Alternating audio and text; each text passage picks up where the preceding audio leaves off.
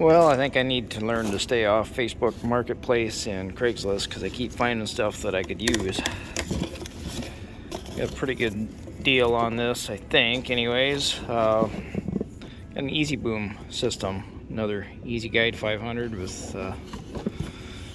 So, gonna get a little deeper into automation. Gonna have automatic shutoffs on the sprayer now. So, yeah. Looks a little dirty, but it's in pretty good shape. So, yeah. A little cleaning on some of this stuff. And, huh, well, look at there. It's even a New Holland. Wow. Even right up Jeff's alley. It's just a trim. Well, they just put... I've seen them with Case IH and stuff. I didn't even realize this had that on there. But anyways, looks like this one just powers onto your cigarette lighter, which I don't really like that because I've heard a lot of people having problems with this not connecting. So I might actually cut that off, put that on direct, put a switch on it or something. So yeah. Like EG15. There's no maybe them are magnets. Mine has a magnet on there, I think, or my other one. But I guess we'll be getting to putting this in the old 46 there and messing around with the monitor on that. I realized the settings were screwed up. It was set up for just 3 sections. If you want individual row shutoffs, you got to do 12 sections. So we've been getting a little bit of rain and a little bit of snow today, but as soon as it dries up, we're going to try that again. I think we're going to have individual row shutoffs. So, well, getting stuff moved around the cab here a little bit. I always have my my Raven monitor mounted here.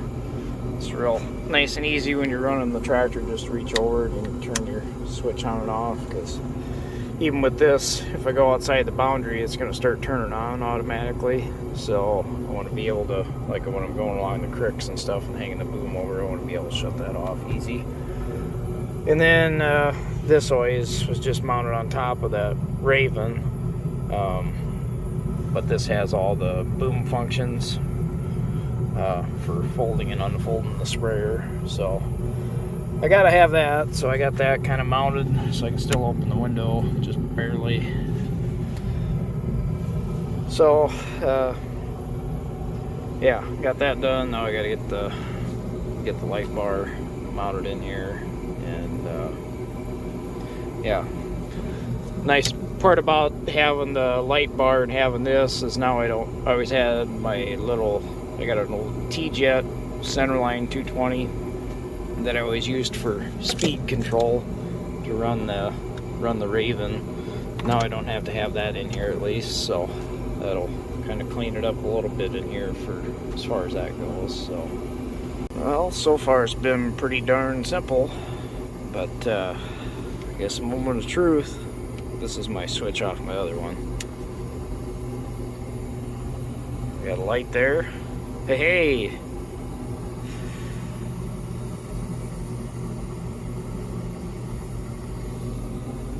We got green, so I assume that is okay.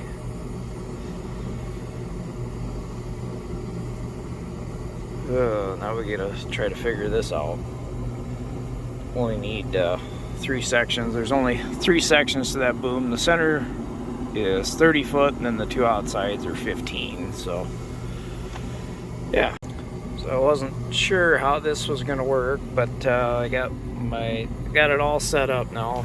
You can see the 3 sections on there, and I'm at rate 1 at 12.5 gallons an acre. Flip it to the rate 2 is 20, and then when you're on manual, that's what it looks like.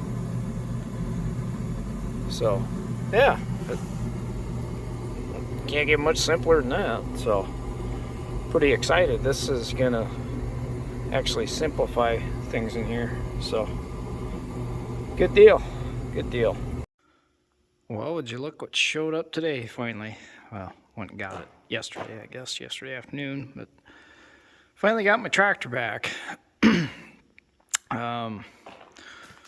Hopefully this week we'll get to putting some tires on it. But guess what was wrong with it? If you didn't catch me talking about it one other time, the intercooler here was leaking.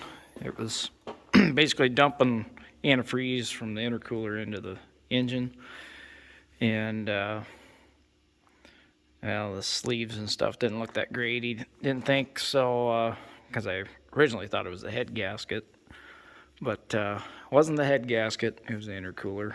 But so did a entire overhaul on it, and he did everything, cam bushings, and went through the head and rods and all that stuff. So when he put a new water pump and just about anything and everything, rebuilt the injectors. So it was expensive to say the least, but at least it should be good now. Only thing that I know of that's wrong with this tractor is the steering box up under there is leaking some. You got to pull this whole front end out to get to that. He didn't really have time to do it, and I was kind of antsy to get it back so I get the tires on and get everything else around here ready to go. So I don't know, we ended up, well, I haven't got all the bills yet, but it's probably between the tires and the overhaul, it's probably going to have about $26,000 in this thing for this year. And I've only ran this tractor for 2 years, mind you. 2 springs and 2 falls is all I've ran it. But so I hope it starts treating me a little bit better. I probably could have got by without doing the overhaul, but I trust that guy's opinion, and he said, well, it was only a matter of time, and we had it tore down that far. It just made sense to do it. So one thing around here, most stuff is paid for at least, so that helps anyways. So anyways, yeah, I think we got maybe an hour left of sunlight, so I'm gonna go play around with the planter. Got this plugged in. Well, I guess I can, since we're playing this on the video, I guess I can start it up. It's been plugged in, I don't know, not for too terribly long.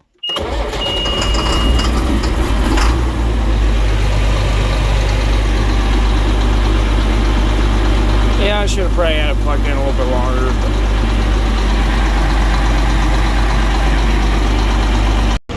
hallelujah, I think I figured it out.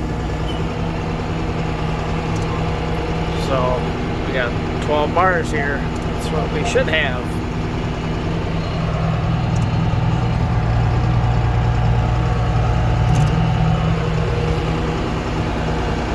Got 2 planting.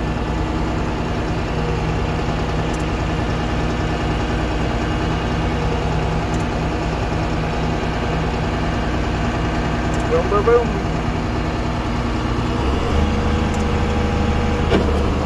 All individually.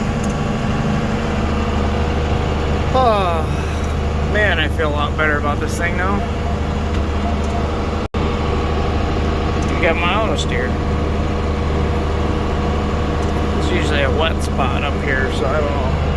But now that I got it tested out and I ground truthed it, it's pretty well dead on, so I'm pretty confident in it now. So going to run out the rest of these beans. I know I got too many in there probably, but I'm gonna run them out, just, I don't know, basically just playing around. But yeah, pretty happy.